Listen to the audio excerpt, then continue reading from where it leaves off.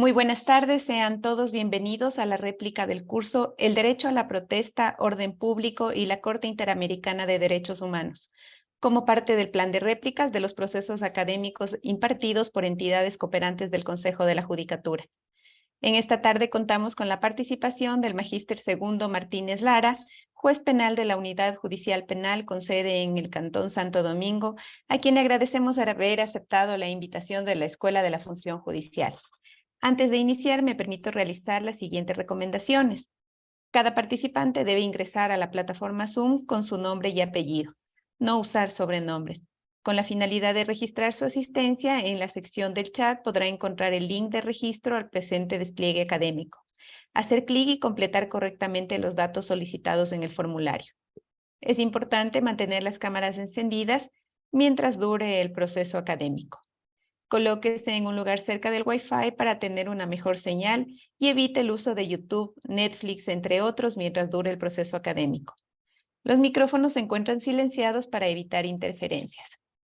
Al finalizar la ponencia tendremos una ronda de preguntas, para lo cual deberán utilizar la reacción de levantar la mano para habilitar su micrófono. Agradecemos que los participantes que deseen hacer sus preguntas sean muy concretos y específicos sin exceder del tiempo necesario. El curso del Derecho a la Protesta, Orden Público y la Corte Interamericana de Derechos Humanos fue una iniciativa de la Procuraduría General del Estado con la cooperación de la Corte Interamericana de Derechos Humanos. En esta tarde, el doctor Martínez nos compartirá sus experiencias y conocimientos adquiridos en el referido curso. El doctor Segundo Martínez Lara es abogado de los tribunales, magíster en Derecho Penal y Criminología, magíster en Derecho Constitucional y especialista en Derecho Penal y Justicia Indígena. Actualmente se desempeña como juez penal en la Unidad Judicial Penal del Cantón Santo Domingo. Él fue uno de los jueces que fue seleccionado para participar del curso y pues esta tarde nos acompaña para compartir, como habíamos dicho, sus experiencias y conocimientos. Doctor, muchas gracias por acompañarnos. Le damos la más cordial bienvenida y tiene usted la palabra. Listo, buenas tardes. Buenas tardes, con presentes.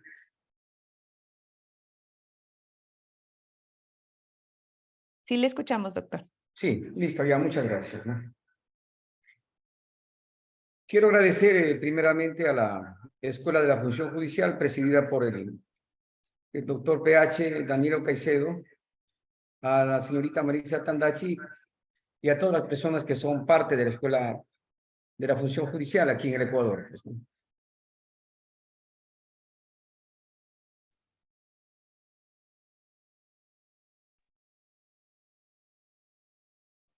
Listo, estoy preparando mi material, pues.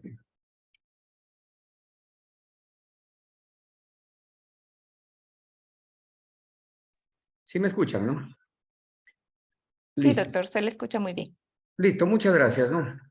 Ya entrando en el tema, el curso que se recibió hace un año exactamente, en noviembre del año 2021, se titula Derecho a la Protesta, Orden Público y la Corte Interamericana de Derechos Humanos. Bueno, la verdad, cuando la Escuela de la Función Judicial invitó a participar en este curso, pero yo decía, ¿de qué nos puede servir este curso, el Derecho a la Protesta, no? De todas maneras, como escuché un poco de la Corte Interamericana, me inscribí en este curso, ¿no? Me inscribí en este curso y, y hubieron expositores bastante interesantes. Por ejemplo, estuvo Roberto Gargarella de Argentina, estuvo Magdalena Cervantes de México, de la UNAM, Claudio Martín, Michelle Hamilton, Claudio Nash. Él se refirió a las fuentes del derecho de la protesta, esto como el informe de la Comisión Interamericana de Derechos Humanos 2019 y orden público y el uso de fuerza de la jurisprudencia de la Corte Interamericana de Derechos Humanos. También habló el ex juez, doctor Sergio García Ramírez, ex juez de la Corte Interamericana de Derechos Humanos. Su participación fue muy importante porque él habló del inicio del control difuso, del control de convencionalidad a nivel de América, ¿no? Entonces, eso como que ha dado un resplandor a los diferentes países. Pero en este curso no es que se habló del Ecuador, se habló de manera integral de todos los países de América, ¿no? En sí, por decirlo, pero también se abordó y se citó a la Corte Europea de Derechos Humanos, eh, se citó a la Corte Africana de Derechos Humanos y sobre todo se citó a la Corte Interamericana de Derechos Humanos en el momento que habló Fabián Salvioni, relator de las Naciones Unidas, ¿no? Este expositor, Fabián Salvioni, una persona muy erudita, dice que las mejores sentencias a nivel estatal las emite la Corte Interamericana de Derechos Humanos, inclusive sobre la Corte Europea y sobre la Corte Africana, ¿no? Ese es el criterio del doctor Salvioni, ¿no? Bueno, y nos hemos de preguntar, o sea, ¿es derecho a la protesta o manifestación pública? Porque si nosotros revisamos, no hay un lugar en la Convención Americana sobre Derechos Humanos que diga derecho a la protesta directamente. La doctrina, la academia, se refiere a la manifestación pública. Entonces, en esta charla que recibimos, en este seminario que demoró prácticamente más de 15 días, más o menos, justamente se referían a la protesta, el derecho a la protesta o la manifestación pública. Entonces, si fue un curso bastante amplio que demoró como 2 semanas, trato de sintetizar todo lo que se asimiló, indicando lo que yo diga es mi posición, ¿no? Es mi criterio de lo que yo he asimilado. Y como dice Claudio Storini de la Universidad Andina Simón Bolívar, lo que invita en estas charlas, más aún de alto nivel en la que están los señores jueces, señores fiscales, señores secretarios, señores asistentes fiscales que conocen mucho de derecho, nos invita a tomar posición, ¿no? A tomar posición de su forma de interpretar, la hermenéutica que use al momento de estar en un caso concreto, ¿no? Un término que me encantó muchísimo es el juego de la democracia. El juego de la democracia es un término que nace de los fiscales, que yo llamo de la Corte Interamericana de Derechos Humanos. Los que hacen de fiscales allá es la comisión, ¿no? Entonces la comisión emite un documento que es fuente de derecho, de jurisprudencia. En ese sentido, tenemos que el juego de la democracia está en base a los derechos políticos, el derecho a la libertad, el derecho de libertad de expresión, el derecho a la reunión y la libertad de asociación. Estos derechos hacen posible el juego de la democracia. Bueno, hace mucho tiempo yo decía, pero ¿qué tiene que ver la democracia en el derecho penal, por ejemplo? ¿No? Yo presido un juzgado penal. Más adelante, escuchando a Gargarella, yo entendí que tiene que ver mucho, ¿no? Alguna vez ya le había escuchado a Gargarella, pero no como esta ocasión, un poco más, ¿no? Entonces, esto del juego de la democracia, como le decía, tiene su fase normativa o su respaldo normativo, su paraguas convencional en la Declaración Americana de los Derechos y Deberes del Hombre y también en la Convención Americana sobre Derechos Humanos, en los artículos 13, 15, 16 de la Convención, ¿no? Entonces,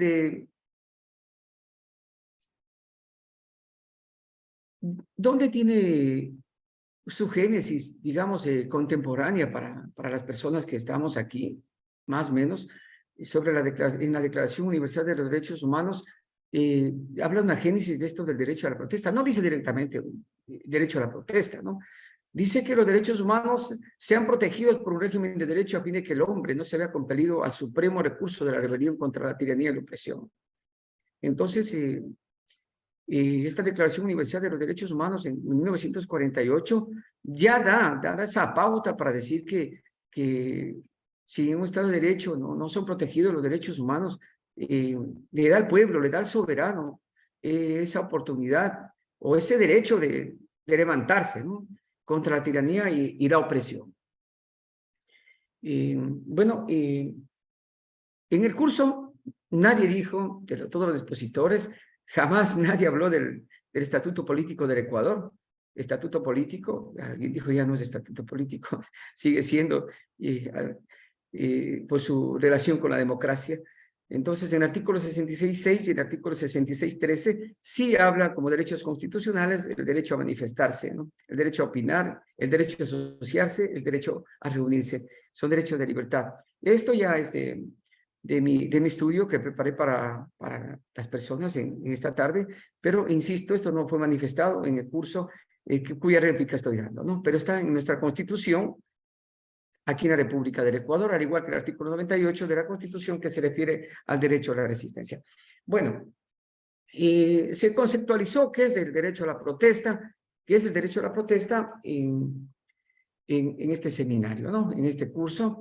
Y dice una de las fuentes o estándares del derecho a la protesta, que la misma es una forma de acción individual o colectiva dirigida a expresar ideas, visiones o valores de disenso, oposición, denuncia o reivindicación. A mí me llamó la atención mucho cuando dijo es una forma de protesta individual o colectiva. Yo decía, pero ¿cómo puede una persona sola protestar? Y Claudio Nash de Chile, en uno de los cursos, dice que alguna vez en la Plaza de Chile estaba protestando una persona sola, una persona mujer sola, y estaba desnuda. Y que vinieron los carabineros y le pegaron un tiro, y entonces la mataron. ¿Y será que hubo exceso estatal? ¿No hubo exceso estatal? Entonces, eso es lo que se vio en este curso, ¿no? Personalmente intenté un concepto del derecho a la protesta, y yo considero que es un evento en el que una persona, que es individual también, o grupo de personas, materializan su posición sobre sus derechos. Bueno, ¿qué tipos de protestas se pueden hacer? ¿Y será que todo se puede protestar? Es la pregunta. ¿Será que todo se puede protestar? ¿Que por todo se puede protestar? Entonces la pregunta es, ¿se puede realizar protestas para hacer propaganda por la guerra? ¿Para hacer apología del odio, que constituye incitación a la violencia de razones discriminatorias como la orientación sexual, el género, la raza, la religión, la nacionalidad y otras? Bueno, esto que acabo de indicar, de acuerdo a los expositores, y bueno, veo que lo recogieron del Pacto Internacional de Derechos Civiles y Políticos, es lo que no se puede hacer. Es lo que no se puede hacer. Hace unos días, mientras preparaba esta charla, en una sala de audiencia, un señor fiscal me preguntaba a mí si es que será válida la protesta que hacen en las cárceles las personas privadas de la libertad. Y ahí nacía la interrogante, ¿qué tan válido es, no? Yo decía, si protestan por agua, tal vez por comida, pero ¿y si protestan para mantener líderes de organizaciones ahí dentro de la cárcel? ¿Será válido? Y yo pensaría que no, ¿no? Bueno, ese es un criterio personal que lo hago en base al test de ponderar mi alma, pues, ¿no? Bueno, Roberto Gargarella fue un expositor, uno de estos expositores, como les dije hace un momento, ¿no? Y él pregunta, ¿hasta dónde debe llegar la intervención del Estado en una protesta? ¿Hasta dónde debe, por ejemplo, intervenir la policía, ¿no? Al momento que se está desarrollando una protesta. Y Roberto Gargarella, de una forma bastante técnica también, una persona muy erudita, y se refirió, citó a Luke, y dice que hay que estar atento a la protesta social como una forma de clamor al cielo. La protesta es un clamor al cielo, dice, ¿no? Entonces, Roberto Gargarella se refiere que sigue estudiando democracia, ¿no? Y él habló mucho de democracia y también se hacía la pregunta si será carta blanca para hacer lo que uno quiera en la protesta. ¿Será que los protestantes pueden hacer lo que uno quiera? Y bueno, él y los demás expositores se refirieron justamente al artículo 32 de la Convención Americana de Derechos Humanos, que uno asume el derecho de cada persona, pero el mismo termina cuando comienza el derecho de otra persona. Entonces, dice que un protestante tiene derecho a cerrar una calle, dicen ellos, ¿no? Decían, pero ¿y qué pasa con el derecho de tránsito del resto de personas? Yo recuerdo que recién estuve en Medellín, y en Medellín hubo una maratón atlética, y tapaban las calles, y se quedan tapadas las calles, y un señor hacía un problema grande ahí que no le dejaban pasar. Entonces, nace la pregunta, ¿no? ¿Qué pasa? ¿Qué pasa? ¿Hasta dónde están esos derechos? Roberto Gargarella relacionando el derecho con la democracia, él dice, yo ejerzo mi derecho, choco con otro derecho, no significa que tenga que retirar mi derecho. Eso no significa que tenga que retirar mi derecho. Entonces, Roberto Gargarella, no son ejemplos míos, este es el ejemplo de Roberto, de Gargarella. Él dice, salen a una huelga los trabajadores, hay unos derechos del patrón, pero no significa que el trabajador tenga que retirar su derecho, ¿no? Otro ejemplo que pone es, alguien lanzó la piedra a un marinero. Bueno, eso es en Argentina, ¿no? Aquí, digamos, alguien lanzó la piedra a un policía o a un militar. Dice que eso no detiene la protesta, que se debe separar a la persona que lanzó la piedra, porque el ejercicio de la protesta es válido y ambas cosas tienen que ser tratadas. Es decir, se tiene que sancionar al agresor y la protesta debe seguir. No porque alguien haya herido a un señor policía, quiere decir que debe terminar la protesta. Se debe detener a esa persona y debe procesarse.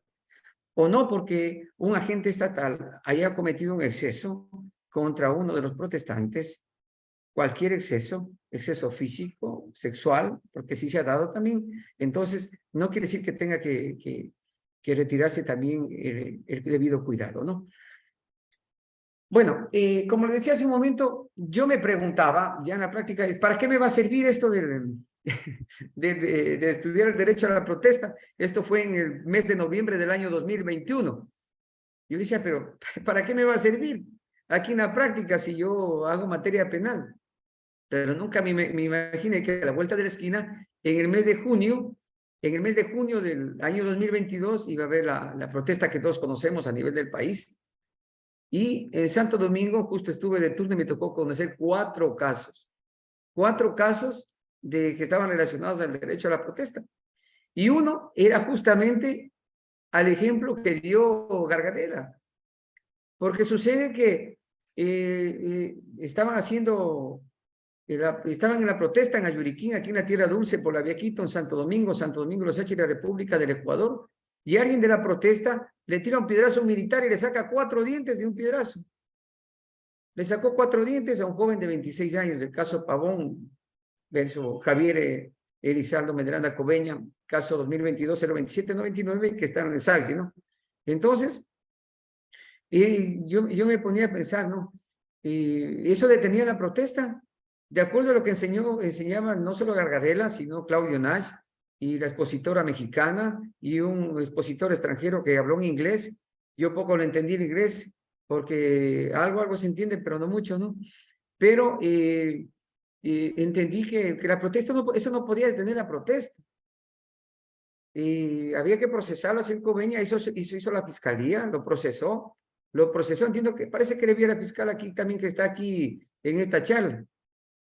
Lo procesó por ataque y resistencia y posterior ya se dio la audiencia preparatoria y fue llamado a juicio, ¿no? Pero la protesta no se detuvo ese momento, ya.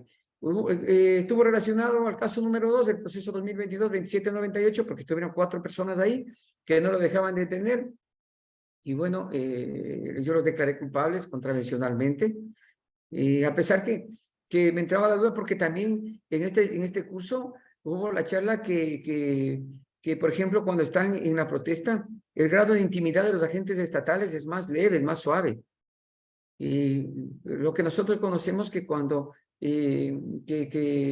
los agentes estatales, los servidores públicos, tenemos el grado de intimidad, el acceso de intimidad mucho más suave, nuestro núcleo duro de intimidad es más suave. Es por eso que vemos que a los alcaldes, a los gobernadores, a los policías, a los militares, los insultan en las redes sociales.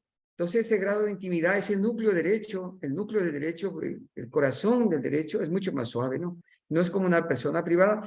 Y uno de los estándares de la Convención Americana sobre Derechos Humanos, sobre derecho a la protesta, uno de los estándares de la protesta que lo hace la Comisión es justamente que no se debe sancionar, por ejemplo, cuando hay un insulto de uno de los protestantes contra la policía.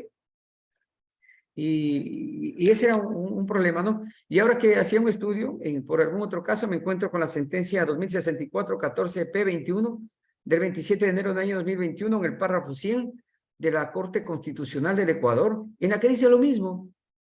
O sea, lo que dice ese estándar de la protesta en la Convención Americana de Derechos Humanos también lo dice aquí la Corte Constitucional. La Corte Constitucional del Ecuador dice textual que el grado de intimidad del escrutinio público, privacidad de una persona, figura pública, en una sociedad democrática también lo relaciona con la democracia, dice que es menor, es más suave. No es el mismo para una persona privada que una persona que ocupa un cargo público, ¿no?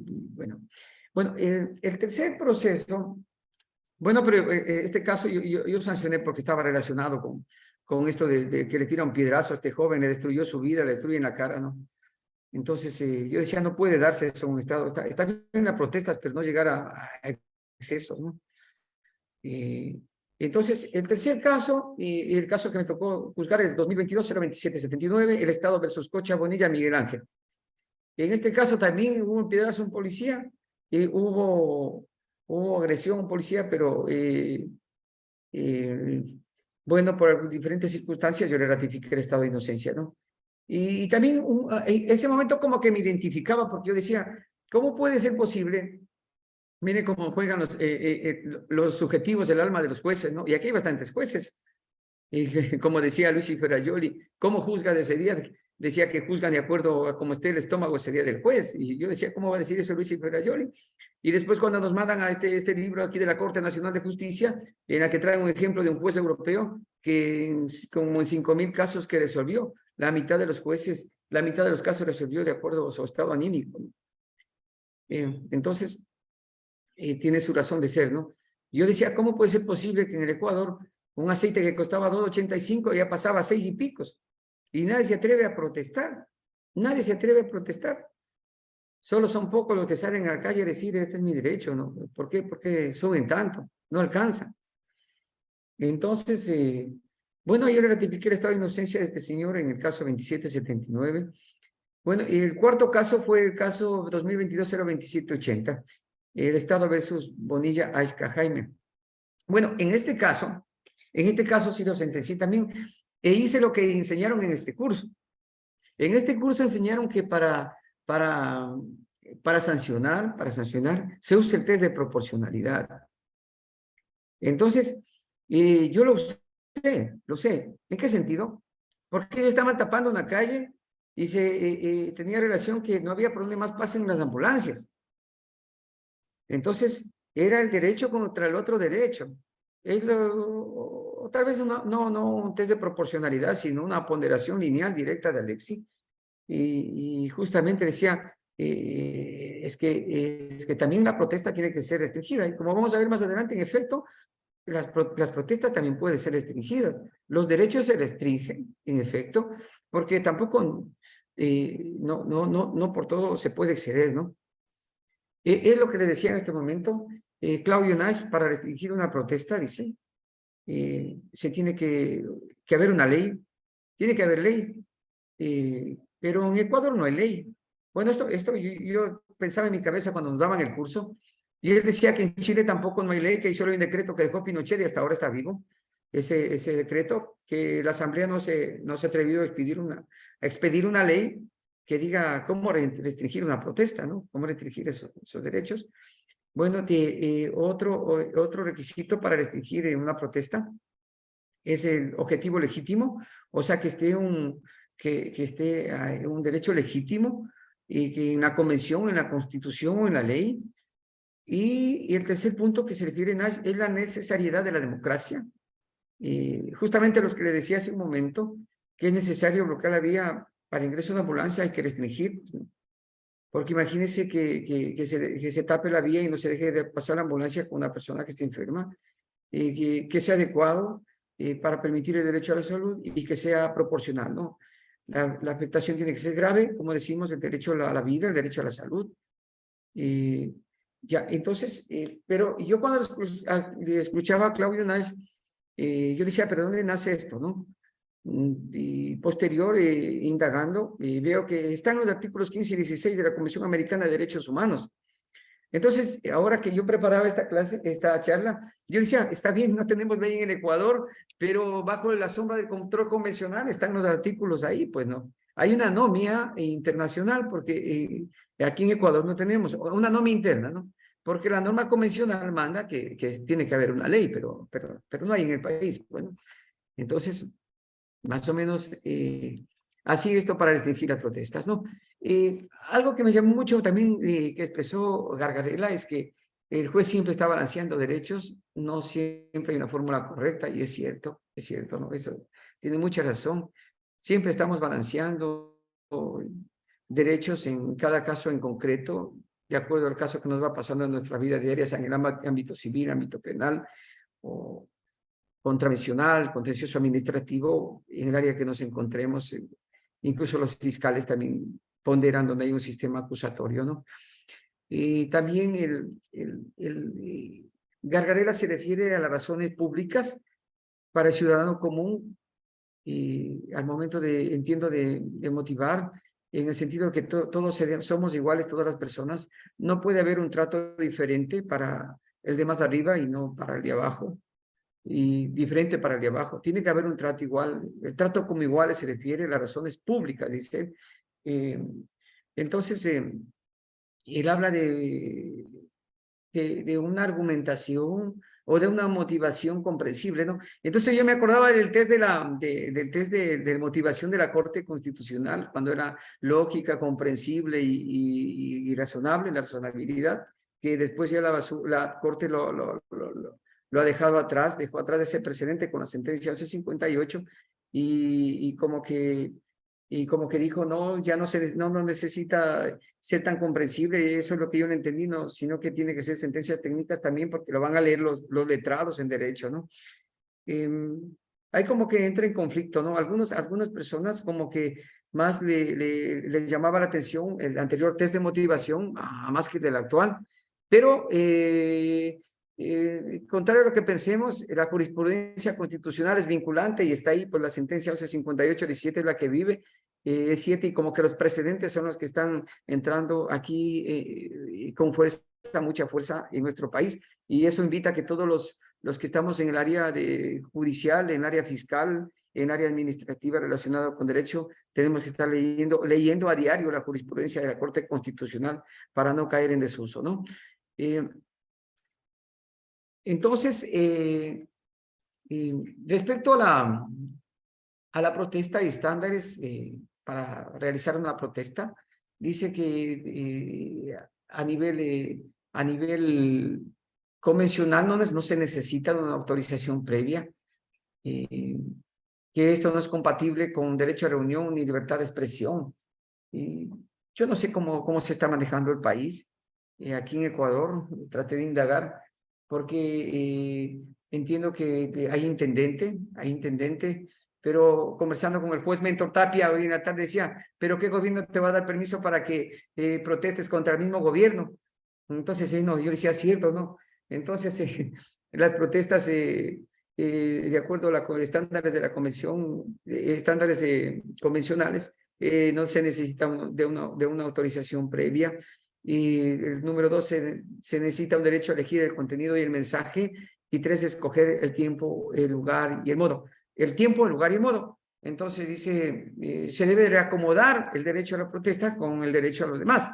Entonces ahí los expositores decían, por ejemplo, que se va del intendente, ya supongamos que va, y dice, no antes de las 3 de la mañana, no al lado de una escuela, que el alcalde prohíba ensuciar las calles, que el intendente prohíba depositar papeles en correos de gente que no quiere que le ingresen. Entonces, esas son situaciones para modular, ¿no? De cómo realizar estas protestas, ¿no?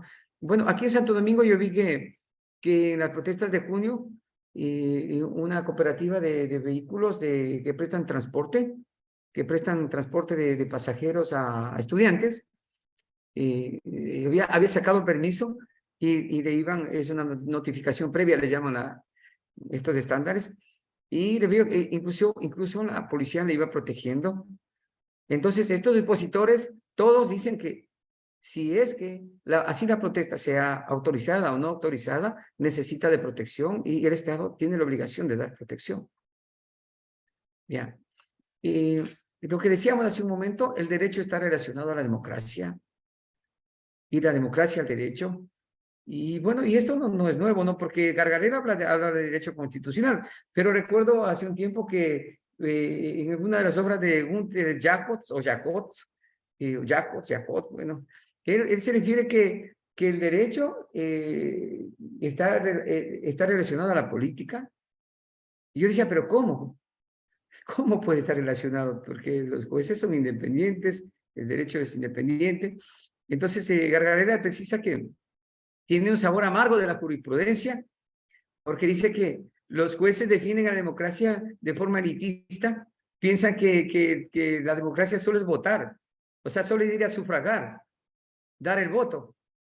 Entonces, incluso una sala de casación ahí en Argentina le cuestiona, y tiene peso por la voz de Gargarella, ¿no? Entonces, él dice que lo dice internamente y externamente, que estos conceptos minimalistas definitivamente no pueden darse, ¿no? Entonces, como digo, dice que hay ese vínculo de la democracia con derecho y que todos nos invita a pensar a todos, a los jueces y ciudadanos, fiscales, secretarios, personal administrativo, nos invita a pensar que los derechos de democracia están separados. No es así, ¿no? Él concluye diciendo que los derechos, nos guste o no, son productos de la democracia. O sea, sí, claro, que los derechos es producto de una democracia que vivamos, ¿no? Aquí en Ecuador hubo una democracia, hubo una asamblea constituyente, ahí discutieron grupos de mayoría y minoría y salió una constitución que después fue aprobada en el Ecuador y nos rige del año 2008. Ay, bueno, en Chile se presenta un problema bastante raro, yo le llamaría raro, ¿no? Porque justamente el pueblo salió a protestar, llamaron a una asamblea constituyente, se reúnen varios partidos políticos una vez que se instala este poder originario, esta asamblea, y ya cuando está lista la mandan a aprobar en el referéndum y el pueblo se pronuncia que no. O sea, quedó vigente la constitución de Pinochet, entiendo yo. No sé cómo estén arreglando ese problema, ¿no? Pero eso de las protestas no es que se están viendo solo en Ecuador, como que hay un resplandor a nivel de Sudamérica en varios países. Gargarella también se refiere que los derechos son creaciones humanas en una constitución. Luego de estudiar errores, dice, y entre comillas dice horrores que hemos cometido en el tiempo. Y dice que los derechos son hijos directos de la democracia. Sí, bueno, sí, ¿no? Porque los derechos constitucionales son hechos por hombres, ¿no? Y los derechos fundamentales también, y los derechos constitucionales son hechos por hombres y están en la Constitución. Los derechos fundamentales son hechos por hombres y están en una Constitución o a veces también en otras leyes. Y hay derechos humanos que no están ni en la Constitución ni en la ley, ni nada, pero son derechos humanos que viven, ¿no? Aún antes del hombre, del nacimiento, ¿no?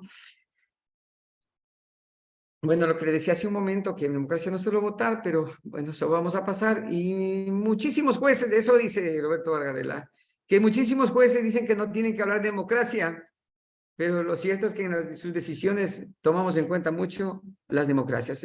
Tiene mucha razón, ¿no? Él se refiere a las protestas del derecho a la comida, lo que mucho se da en muchos países, ¿no? Bueno, hoy hemos terminado con Roberto Vargadela y voy a hablar un poquito de lo que dice Claudio Naiz también. Claudio Naiz fue otro de los expositores. Yo pienso que era el cerebro de esta exposición, de este programa que hubo.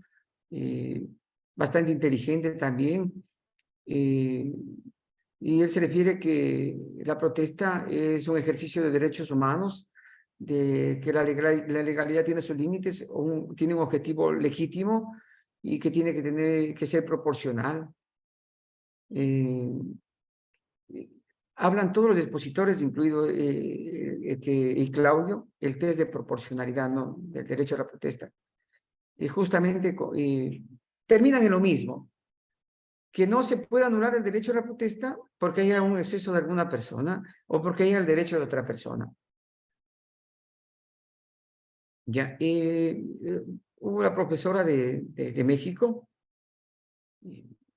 Magdalena Cervantes. Ella habló de estándares internacionales de derecho a la protesta social y se refirió justamente que esto de la protesta social es una tendencia global ilimitada y que es una tendencia global en limitarla, ¿no? Quieren limitarla, dicen. Y justamente lo que decíamos hace un momento, hay un resplandor en todo el área hispana por esto de las protestas. No hay protestas porque cada cual sale a protestar por algún derecho, ¿no? Pero es parte de la democracia de los seres humanos. Bueno, como decíamos hace un momento, tenemos los estándares de democracia y libertad de expresión, la opinión consultiva OC 585, 13 de noviembre de 1985, hay sentencia de la Corte Interamericana Urrutia, Laurés versus Chile, libertad de expresión, caso López, Long y otros de sus Honduras, protesta social, y la Comisión Interamericana sobre Derechos Humanos tiene sus estándares, ¿no? Lo que tratan es de visibilizar a grupos históricamente discriminados, ¿no? Bueno, hubo un expositor gringo, extranjero, tal vez me expresé mal, no sé, gringo, no, extranjero, porque hablaba inglés, Michael Hamilton English, habla inglés el señor, ¿no? Entonces, él daba ejemplos de protestas. Y para mí fue importantísimo este tema porque él decía que en Holanda se ha dado una maratón atlética y que se organizó con fines políticos. Esa es una forma de protestar. En Turquía, en el 2013, dice que las personas salían al parque y se paraban y se quedaban quietitos. Era otra forma de protestar en Turquía. Que en Reino Unido, dice, aplaudían a los trabajadores, ¿no? Aplaudían una solidaridad y era una forma de reunión, dice. Otra forma de protestar, el cacerolazo desde los balcones.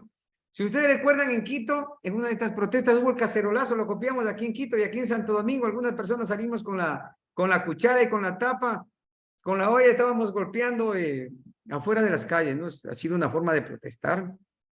Otra forma de protestar es en las paradas, personas esperando el bus, activistas afuera de un tribunal de justicia, por algún caso, es otra forma de protestar. Bueno, es importante lo que le decía, que no es lo mismo pacífico que legal, ¿no? Porque una protesta puede ser autorizada por un intendente de acuerdo al país, ¿no? Porque, como les repito, este término protesta se habló no solo no de Ecuador, sino el área de varios países, ¿no? Entonces decían que no es lo mismo pacífico que legal, ¿no?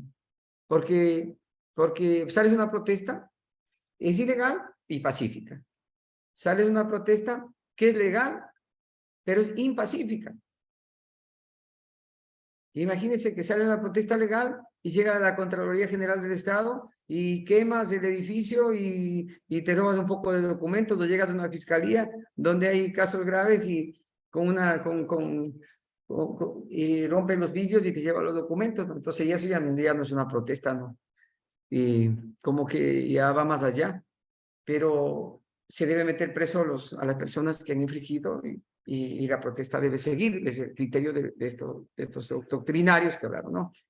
Otra forma de protestar es que unas personas han pasado sentadas toda la noche en un mercado.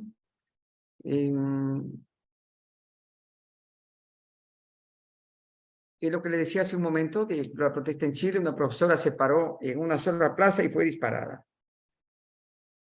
Otros ejemplos de protesta en las escuelas. Los niños también tienen derecho a protestar. Se toman las escuelas para hacer reclamo de sus derechos o políticas que les afecten. Y esto se ha tratado en un caso de la Corte Interamericana, en el caso protestas estudiantiles en San Paulo. Entonces, ahora que yo estudiaba eso, algunos niños que estaban escuchando, porque yo les decía, miren, los niños también han tenido derecho a protestar, y ya como que se le cruzaba por la mente, decía, vamos a protestar también en la escuela por alguna cosa, ¿no? También otra forma de protestar es ocupación de un edificio público o privado, corte de vías, y algo importantísimo, las caricaturas. Ha sido otra forma de protestar también. Dicen los expositores, hablaban que las caricaturas han tumbado muchos gobiernos. muchos gobiernos. Otra forma de protestar es cerrar el grifo. Bueno, en esta charla también habló un juez que nunca se identificó, ni nunca dijo él, ¿saben qué? Yo soy el promotor del control de convencionalidad difuso. Sino que habló y tenía una oratoria y yo me quedé sorprendido cuando él hablaba e hizo una historia, bajo una interpretación histórica, hizo un recuento desde la Declaración de los Derechos del Hombre y después fue pasando por la Declaración de Derechos Fundamentales de los Hombres y Mujeres de América, Declaración de los Derechos y Deberes del Hombre y hasta la Convención Americana sobre Derechos Humanos, ¿no? Y ha sido el juez doctor Sergio García Ramírez. Él, en algunos fallos de la sentencia de la Corte Interamericana, ha emitido votos salvados en el sentido de que se tiene que aplicar el control difuso convencional por cualquier corte interna.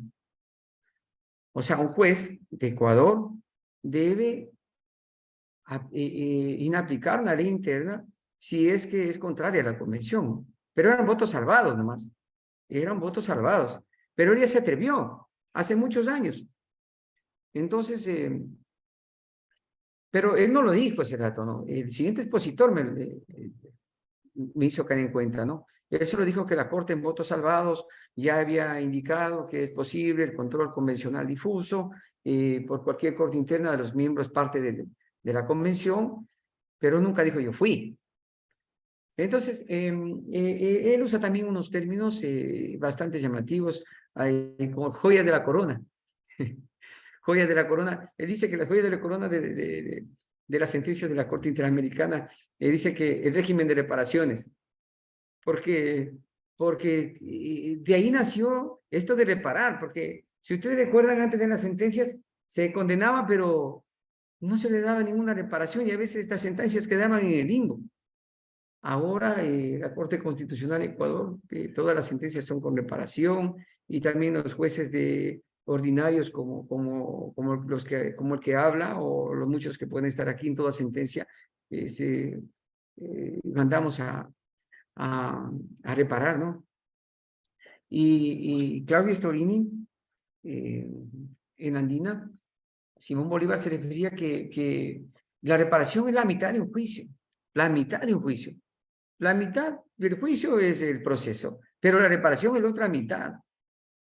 Porque decía, ¿y qué sirve que hayas hecho una sentencia hermosa, bonita, pero con todos los juguetes? Bueno, la palabra juguetes no era de ella, no es de acá, ¿no? Que nació en este momento. Pero ella decía que lo importante es ejecutar, ¿no? Otorgar tutela judicial efectiva. Ya, la segunda joya de la corona que se refiere Sergio García es la jurisprudencia abundante para los sujetos vulnerables, ¿no? Para los grupos históricamente discriminados, para el débil, para que enfrente al fuerte, ¿no? Y el tercer punto, la joya de la corona, es lo que les decía, el control de convencionalidad. No solo la Corte Interamericana de Derechos Humanos puede hacer el control convencional, sino también los tribunales inferiores. Esas son las joyas de la corona. Me encantó este tema, me encantó muchísimo, porque esto del control de convencionalidad está en boga. Y la semana pasada le escuchaba a Cristian Mazapanta, a Sebastián López, a Barahona y sobre todo a Marco Navas de la Andina, y estaban lanzando la revista 38, si no me equivoco, sobre el control de convencionalidad y control de constitucionalidad. Y Marco Navas se refería que es un fetichismo, porque no está claro si en el Ecuador rige un control difuso, control concentrado, control mixto, y bueno, pero yo personalmente, desde que salió la sentencia del caso cervecero que llamaban, caso Pilsener, y cuando decían que los jueces no prevarican en sentencias constitucionales, en sentencias de garantías jurisdiccionales, yo pensé y sigo pensando que en garantías jurisdiccionales regresó el control difuso. En casos ordinarios, control concreto, se tiene que enviar en consulta a la Corte Constitucional. pero en casos urgentes, como las garantías jurisdiccionales, es aplicable el control difuso. Yo pienso así porque está en la sentencia del matrimonio igualitario y después el caso que yo le llamo el caso Galápagos, hacen una aplicación directa de la Constitución y la aplican incluso. Entonces, y casi igual término piensa Cristian Mazapanta, de lo que escuché ese día. No he tenido la oportunidad todavía de leer ese, ese libreto, esa revista del control de convencionalidad, y yo pienso que va a estar, hay que leerlo para ver qué posición tienen, ¿no? Control mixto, entonces hay control mixto en el Ecuador para mí. Para casos ordinarios, elige el control concreto, toca enviar en consulta, y en garantías jurisdiccionales hay control difuso. Pero este es mi criterio, ¿no? Yo también soy parte de los jueces del país y me han invitado para que esté de charla la función judicial, pero es una invitación a que todos los demás jueces del país también opinen, pues, ¿no? Y tengan su criterio, ¿no? Ya. Tengan su criterio propio. Ya, Fabián Salvioni, el relator de las Naciones Unidas, digo, no, él dice que tiene varios estándares de la Corte Interamericana, la cosa interpretada, lo que decíamos hace un momento, casi comparable con las joyas de la corona de Sergio Ramírez, de Sergio García. Ha interpretado muchas cosas, que ha sido espejo, ha servido de paraguas convencional para usarse en los países. La desaparición forzada, el principio de no discriminación, aplicación de otros instrumentos, los derechos económicos, sociales y culturales, asuntos indígenas y reparación integral transformadora. Prácticamente yo veo que es lo mismo que dijo la escoria de la corona y un poco más menos de lo que dijo Sergio García, ¿no? Pero lo que sí se refirió es que estos tribunales internacionales construyen estándares que deben ser aplicados por todos los estados, los jueces de los estados partes, de forma vinculante, ¿no? Y que no cabe la indiferencia, él piensa así. Entonces, bueno, haciendo una comparación, pensar que aquí en esta charla pusieron unos, de los 5 o 6 que les nombré, unos 6 o 6 más personas que son parte de la Corte Interamericana y de la Convención Americana sobre Derechos Humanos. Entonces, respecto a la aplicación directa de la Convención, de las sentencias de la Corte Interamericana, Salvioni dice que puede y debe hacer una aplicación convencional. Pablo González Domingo, abogado de la Corte Interamericana de Derechos Humanos, dice que es de acuerdo a la regulación interna. Mire, hay contradicción, ¿no? Es, como dice Navas, es un fetichismo. Barahona, que le decía hace un momento, el profesor de la Andina, dice que hay que leer bien la sentencia Almonacid Arellano versus Chile, y él ahora dice que hay que inaplicar de acuerdo, inaplicar de acuerdo a la ley interna, o sea, hay que aplicar la ley interna. Parece que yo le escuché un discurso diferente hace un tiempo, pero en la sentencia Almonacid Arellano versus Chile, como que nos ha cambiado el panorama o el panorama o forma de interpretar las sentencias de la Corte Interamericana de Derechos Humanos, ¿no? Ahí nos dicen que no solo lo que resuelve, sino ratio decidendi, debe ser aplicado, ¿no? O sea, la jurisprudencia de la Corte Interamericana es vinculante para el país, a nosotros, en este caso el Ecuador, ¿no? Como decía Marco Noves, dice que es un fetichismo, y yo, lo que dije hace un momento, personalmente considero que existe un control mixto, difuso para garantías jurisdiccionales y concentrado para los jueces ordinarios. Concreto. Ya para ir terminando, a pesar que me han dado 2 horas, pero a veces como que es muy cansado, ¿no? Todos también, todo el día, pasar trabajando y venir a escuchar esta charla y estar escuchando a una persona 1 hora como que es un poco cansoso, y ya pues, ¿no? Sabe que me encantó muchísimo también esto del test de la proporcionalidad. Julio Estrada de la Corte Interamericana se refirió y dio ejemplos dónde están. En el caso Romero Félix, Argentina, y un poco de casos más, ¿no? Pues yo solamente les estoy dando un casito por ahí, el que me encantó, y habla de lo que todos sabemos, los 4 elementos de la proporcionalidad, que sea legítima, que sea idónea, que sea necesaria y estrictamente proporcional. Esa es de la proporcionalidad, ¿no? Esto de la ponderación y la proporcionalidad, a veces uno como que se confunde qué mismo es la proporcionalidad y qué es la ponderación desde la razonabilidad, pero sin duda que ese test es el que debe aplicarse cuando está un caso de la protesta, llaman, cuando es un caso de la protesta. Ya daba ese ejemplo, en aquí yo apliqué ya, para muchas personas puede estar mal, ¿no? El test de la proporcionalidad lo apliqué en el sentido de que habían tapado una vía, quiere pasar una ambulancia, pero no le dejan pasar, está como un enfermo. Cuando la policía va a retirarlo para que pase la ambulancia, al policía lo insultan, lo agreden. Entonces, si solo fuera el insulto, chapa, HP, yo diría que no se debe sancionar porque decíamos que el núcleo duro del derecho a la intimidad del servidor público es más suave, pero al momento que no dejan pasar la ambulancia es otra cosa, es otra cosa. Entonces,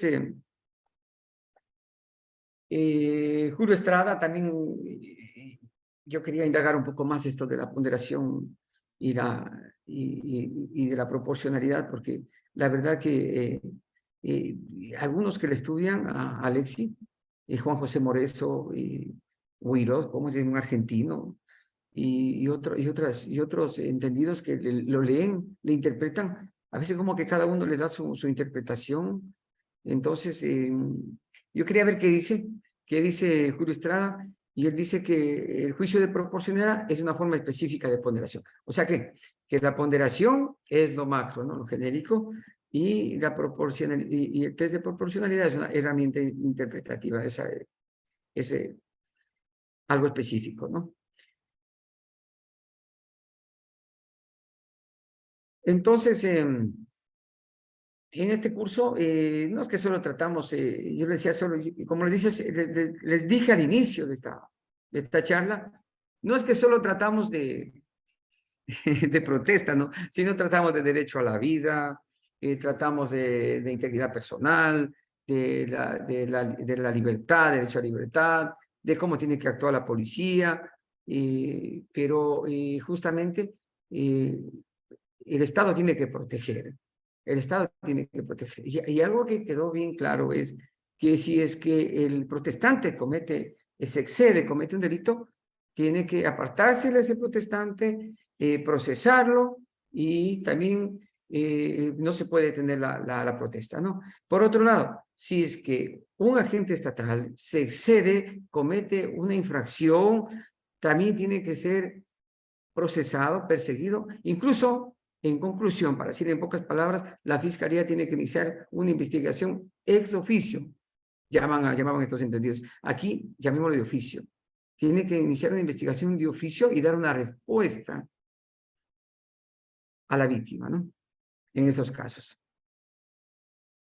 Y algo que me llamó muchísimo la atención también es de la sentencia del caso Bayari versus Argentina, de la Corte Interamericana de Derechos Humanos, que tratamos también en el párrafo 165, manda que cuando se detiene una persona, tiene que, el juez, esta persona tiene que ser escuchada por el juez. Entonces yo decía, a veces hacemos audiencias de flagrancia y no le escuchamos al detenido, y dice que eso es contrario al artículo 7.5 de la Convención. Y yo decía, pero capaz que eso es aplicable nomás en otros países, ¿no? Y me quedó la chispa acá en la cabeza y yo decía, ¿será que en las audiencias de flagrancia tenemos que escucharle al detenido también ahí? Pero es una sentencia de la Corte Interamericana y es jurisprudencia vinculante.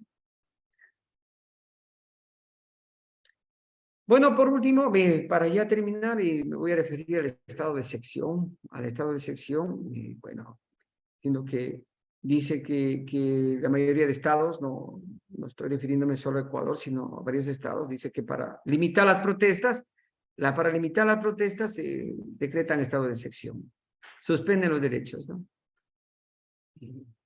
Entonces, de ciertos derechos, los que son suspensibles, ¿no? El derecho de la reunión, el derecho de... hay derechos que no se les puede suspender, pues la vida, el debido proceso que nosotros o todos conocemos, ¿no? Pero los derechos que están relacionados a la protesta, sí, sí son suspendibles, ¿no? Eso es lo que decía. Y bueno, y con eso nomás he querido hacer una síntesis y transmitirle lo que se escuchó en este seminario de más de 15 días. Bueno, son pocas cosas, espero les sirva a mis compañeros judiciales, a los señores fiscales, y a todas las personas que han escuchado esta charla, ¿no?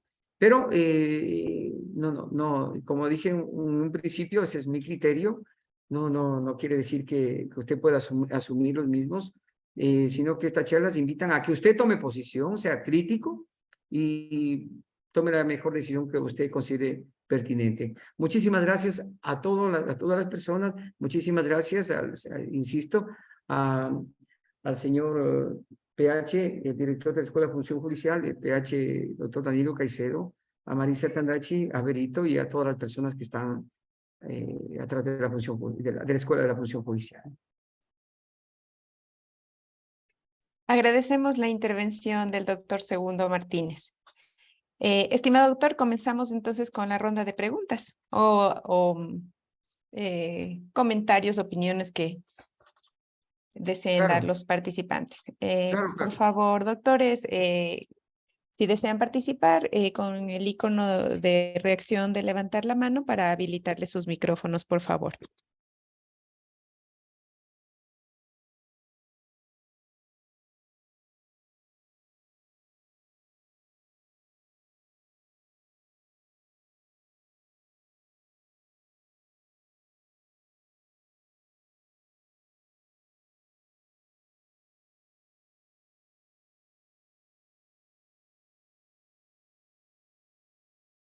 A ver, voy a habilitarle el micrófono y por favor se presenta porque está no está conectado con su nombre, está como Redmi 10C. Habilite su micrófono, por favor.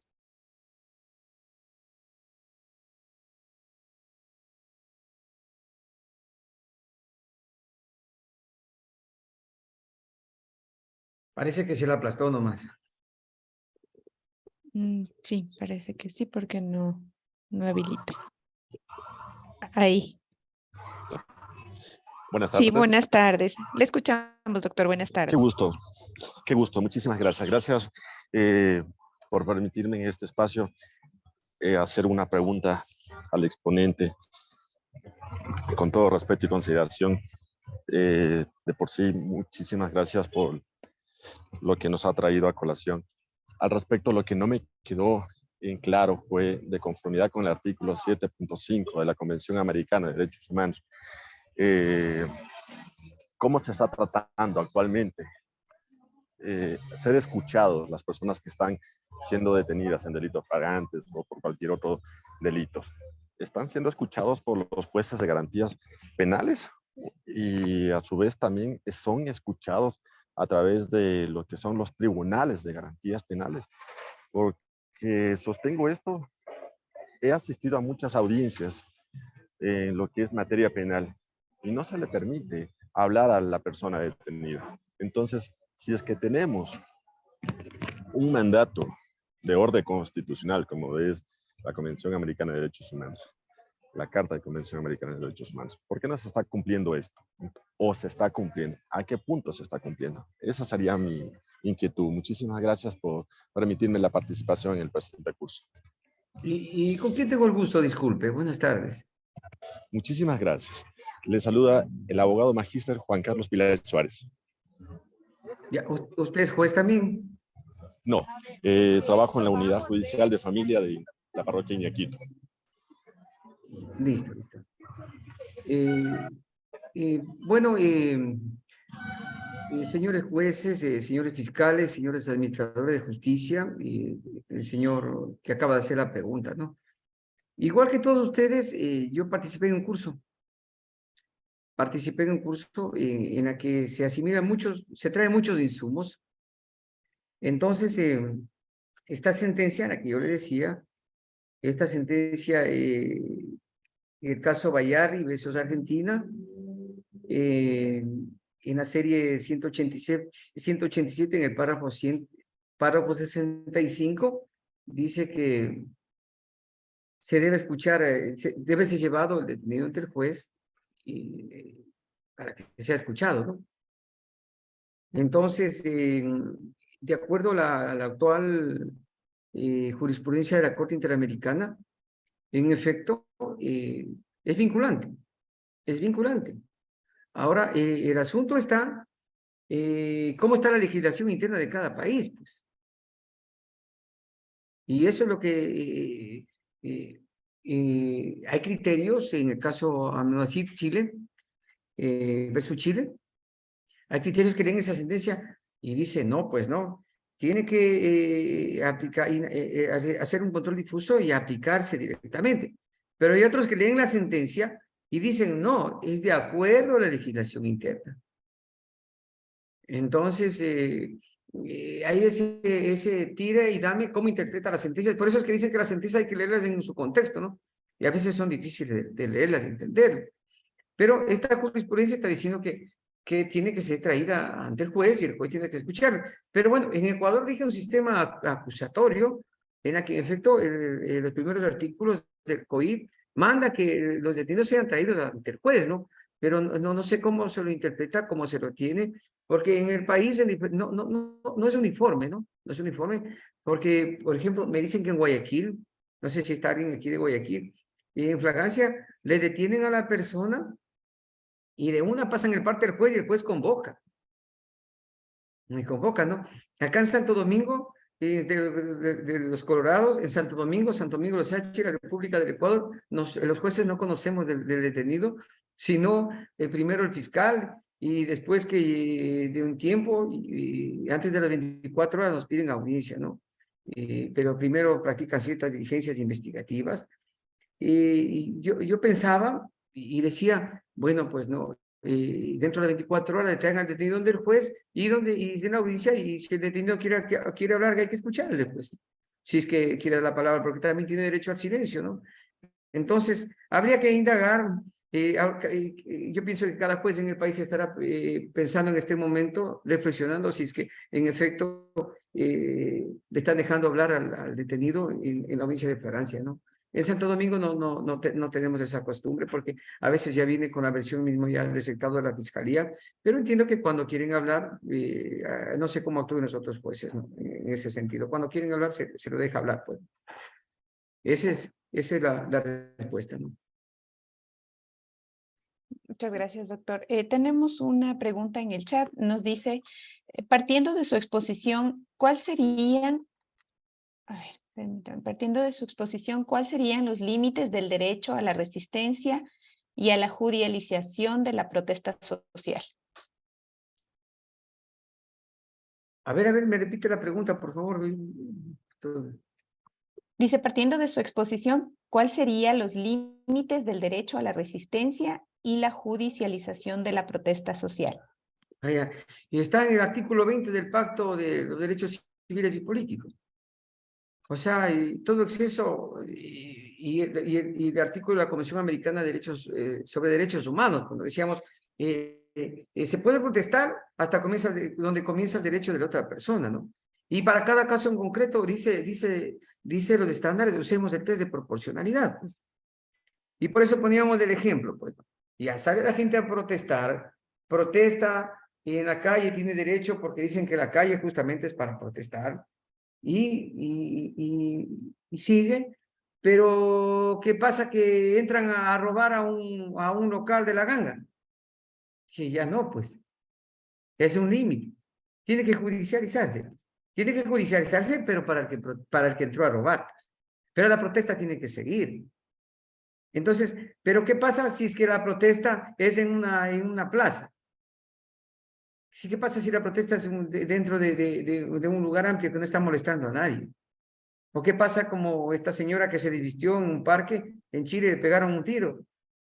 Entonces ahí hay un exceso, pues. Eso. Esa es la respuesta. Usar el test. Gracias, doctor. Tenemos otra pregunta igual en el chat. Dice, ¿en qué medida se violenta el derecho a la protesta cuando se aplica el uso excesivo de la fuerza? Ah, bueno, y la Corte Interamericana también ha dictado parámetros sobre esto del uso excesivo de la fuerza y dentro de ese parámetro uno de los elementos es la legalidad, ¿no? La legalidad. Y justamente también se usa el test. Si es que hay un exceso, tiene que ser sancionado, ¿no? Aquí se hablaba, miren el país como vivimos, ¿no? Aquí en Santo Domingo, por ejemplo, con tanta delincuencia, y también entiendo que está Guayaquil y también Esmeraldas con el estado de excepción, y no, estamos asustados, es decir, ¿no? De la ciudadanía está asustada, pues, porque hay delincuencia en todo lado. Entonces quieren que la policía actúe, pues. Dice, ¿por qué no nos desarman a los seres humanos? Entonces yo le decía a una persona, lo que pasa es que nos desarman porque históricamente, la historia dice que la mujer fue discriminada, que el afrodescendiente fue discriminado y que la policía siempre abusó. O sea, eso dice la historia. Entonces, por eso es que no les dan armas, ¿no? Pero ahora, en este momento histórico, no sé qué tan factible sea armarlos para que defiendan, ¿no? Para que defiendan. En ese sentido, cuando se usan las armas en nuestro país, a ver, este ejemplo de este señor no es mi caso, no es el caso del señor de agente de Riobamba, agente de Riobamba, ¿no? Aquí se trató el tema de que cuando una persona está huyendo, por ejemplo, ya no hay para qué dispararle. Ya no hay para qué dispararle. Es un exceso. Ay, no sé si le respondí la pregunta, ¿no? Pero es lo que puedo decirle, ¿no? Muchas gracias, doctor. Tal vez alguna pregunta en el chat no tenemos más. No sé si alguien desea preguntar o comentar algo para habilitarles los micrófonos, por favor.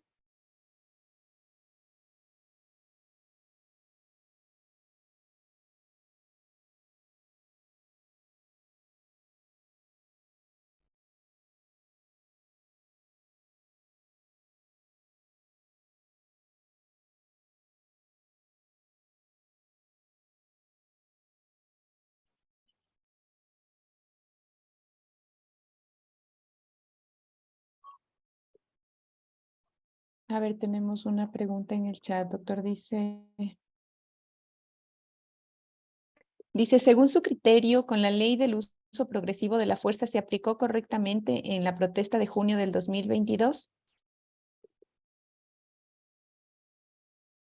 Se aplicó, ¿pero en qué caso? Dice, según su criterio, con la ley del uso progresivo de la fuerza, ¿se aplicó correctamente en la protesta de junio del 2022? Eso es todo lo que nos... Bueno, de lo que yo sepa, no hay esa ley en el país, ¿no? O si estoy equivocado, que alguien me corrija, por favor, ¿no? Yo lo que les he dicho, yo vengo a replicar lo que se dijo sobre esto del derecho a la protesta en este seminario que se dictó, ¿no? Más de 15 días, ¿no? Y hay estándares que ha dictado la Corte, ¿no? La Corte Interamericana, y justamente es que para cada caso se use el test de proporcionalidad, para cada caso. Entonces, esa es la respuesta que puedo darle. De ahí tendría que ver por cada caso en concreto. Cada caso en concreto es diferente. A ver, el doctor Efraín Villanueva está solicitando intervenir. Le voy a habilitar el micrófono, por favor, doctor. Muchas gracias, doctor. Buenas tardes y buenas tardes con todas y todos. Yo quería hacerle una consulta respecto de el seminario que usted manifiesta haber asistido, que me parece muy, muy interesante. Eh, Definitivamente, los operadores de justicia, algunos no conocen respecto de lo que usted el día de hoy nos ha explicado. ¿Qué tan factible entonces sería llevar esta situación a la Corte Constitucional a efectos de que se emita una sentencia o una consulta a la Corte para que se emita una resolución respecto de cómo deben actuar los jueces y juezas y los fiscales también en cuanto a la acusación sobre el- los posibles o no delitos que se puedan cometer dentro de la protesta social, a fin de evitar la judicialización de este derecho a la protesta y poder de alguna forma hacer una convencionalidad respecto de lo que nosotros tenemos y de las normas o los tratados internacionales, que definitivamente no es lo que ocurre aquí, porque en las últimas protestas sí se vio que se judicializó personas que simplemente estaban paradas con un cartel en media calle y que eran llevadas ante los jueces y acusados por paralización de servicios públicos o por ataque y resistencia, y que muchas personas inocentes resultaron judicializadas con prisión preventiva, y es como que había una disposición general de que de alguna forma se controle la protesta porque se estaba saliendo ya de las manos al gobierno. Y no hablo solo de este, sino de gobiernos anteriores también. No me voy a referir a un gobierno en específico, pero normalmente cuando hay esta protesta, el gobierno empieza a hacer el supuesto uso legítimo de la fuerza respecto de la Policía Nacional, que también, dicho sea de paso, es bastante desproporcionado respecto de que cuando tratan de controlar el orden en una protesta a cuando se trata de controlar el tema delincuencial. Esa sería mi consulta, doctor. Muchas gracias. Listo, listo. Como ustedes saben, los jueces podemos elevar a la Corte Constitucional en consulta de norma, cuando hay alguna duda. En un caso en concreto, si es que tenemos la oportunidad, cualquiera de los jueces del país, a petición de parte, si alguien nos motiva o nosotros mismos consideramos que hay algo que esté, que esté fuera del paraguas constitucional, habría la oportunidad de enviarlo, pues, ¿no? A ver si lo arreglan, ¿no? Y evitar que sean procesadas o condenadas personas inocentes, ¿no? Pero más allá de eso, hay los parámetros que se ha fijado la Corte Interamericana respecto a este derecho a la protesta, ¿no? Que yo, como yo les dije, para mí también fue nuevo, ¿no? Porque yo decía, ¿qué hago en un curso de derecho a la protesta? Y al rato de los ratos me llegaron casos que se relacionaron y que me ayudaron, ¿no? Con el test de proporcionalidad. Si algún juez le llega y tiene la oportunidad de enviarlo a la Corte, haga su motivación y remita a la Corte para ver qué nos dicen. Esa es la invitación. Muchas gracias, doctor. No tenemos más solicitudes de intervención. Con eso, entonces, doctor, daríamos por concluida la réplica del día de hoy. Muchísimas gracias, compañeros. Un saludo desde Santo Domingo. Agradecemos al doctor Segundo Martínez y a todos ustedes por su participación. Nos permitimos recordarles que deben estar pendientes de su correo electrónico, medio por el cual les informaremos del proceso para la obtención del certificado. Para la Escuela de la Función Judicial es gratificante contar con su participación en todos los despliegues gratuitos que ofrecemos para la comunidad jurídica del país. Les invitamos a visitar nuestras redes sociales en Facebook y Twitter. Podrán encontrarnos como Escuela Judicial SC. Cualquier requerimiento, duda e inquietud que requieran de la escuela, por favor no olviden que nuestro correo electrónico es escuela.judicial@funcionjudicial.gov.es. Gracias por su participación. Les esperamos en una próxima ocasión. Que tengan todos una muy buena tarde.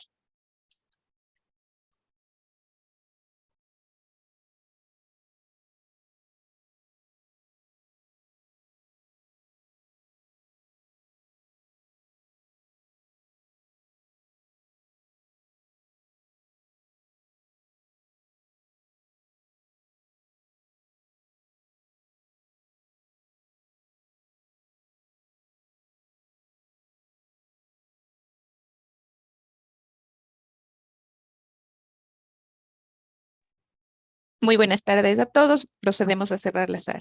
Que tengan una buena noche. Hasta luego.